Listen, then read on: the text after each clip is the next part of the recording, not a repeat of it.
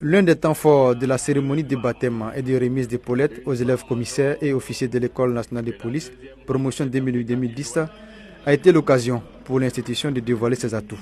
Une démonstration de force a donc été faite afin de rassurer les uns et les autres sur les capacités de réaction de la police nationale. Étaient en scène pour la première phase les élèves de première année. Conduits par les sous-lieutenants Ouattara et Zawi, ceux-ci ont exécuté les techniques de gestion d'une manifestation.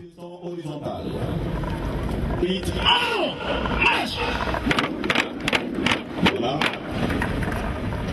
Mousqueton horizontal, position haute, toujours bout de proue, repousser une foule.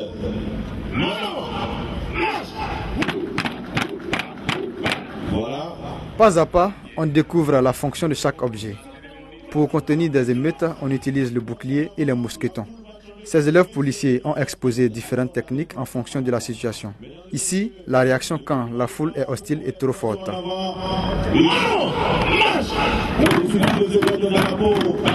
Des manifestants hostiles, défiant l'autorité de la force publique et par conséquent l'autorité établie.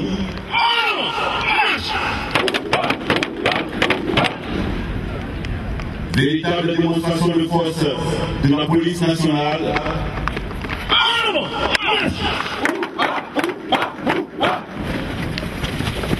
Bouclier en protection, il faut protéger la force publique des projectiles.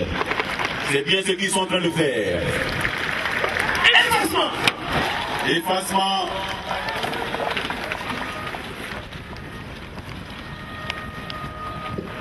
C'est aussi un dispositif utilisé pour rendre les honneurs aux autorités des forces armées et aux autorités de la police nationale.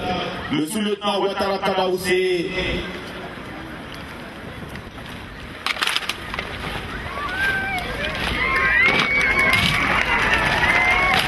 Ça s'est passé commentaire, mesdames et messieurs.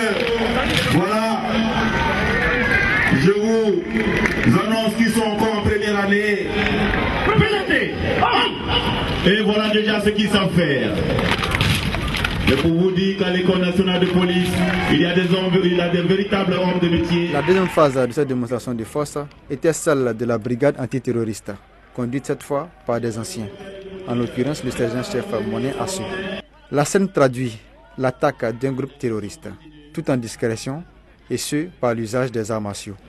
À l'aide des différentes techniques de ramper, de saut en hauteur, et d'autres techniques apprises ici même à l'École nationale de police, ils vont entrer dans ce local. Vous apercevez, à l'entrée du local, il y a deux bandits armés de Kalachnikov. Voilà, ça se passe des commentaires. Ça se passe des commentaires. À l'enceinte, le chef terroriste El Grande prend son plaisir. Si seulement il y avait su autour de lui des jeunes demoiselles de 14 à 18 ans.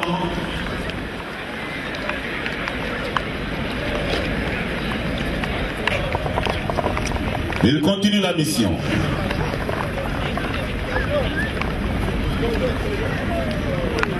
Ils vont de poste d'observation en poste d'observation. Le saut en hauteur. Voilà, mesdames et messieurs, ça fait très mal. Je n'aimerais pas être à leur place, surtout par la place d'un gars de corps de terroriste.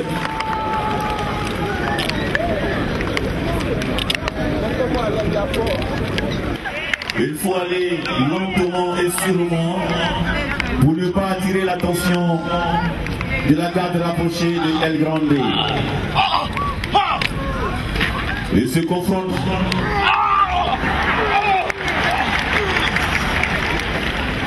Je vous l'avais dit.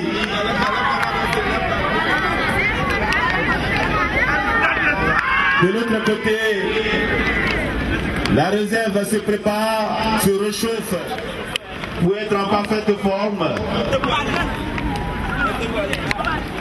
El Grande prend du plaisir avec sur la scène une artiste choisie sur le volet.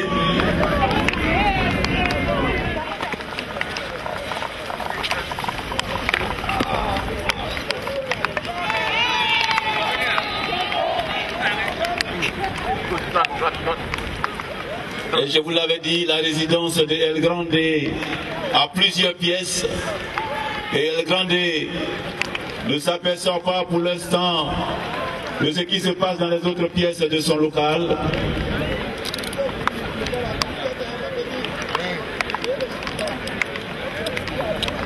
Les bandits sont neutralisés au fur et à mesure. Une arme à feu qui pourrait arrêter toute la pièce et mettre votre vie en danger. Surtout, on casse la première porte à l'enceinte. Il y a plusieurs bandits avec le couteau.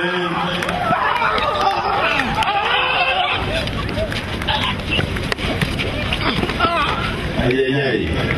Mesdames et messieurs, c'est un véritable combat.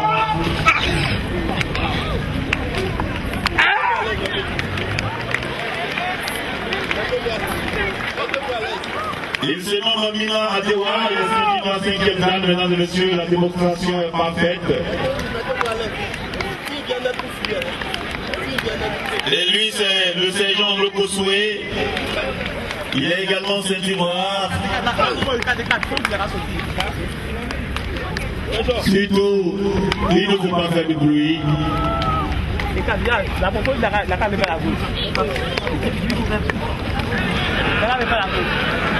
Attention, le policier est en difficulté.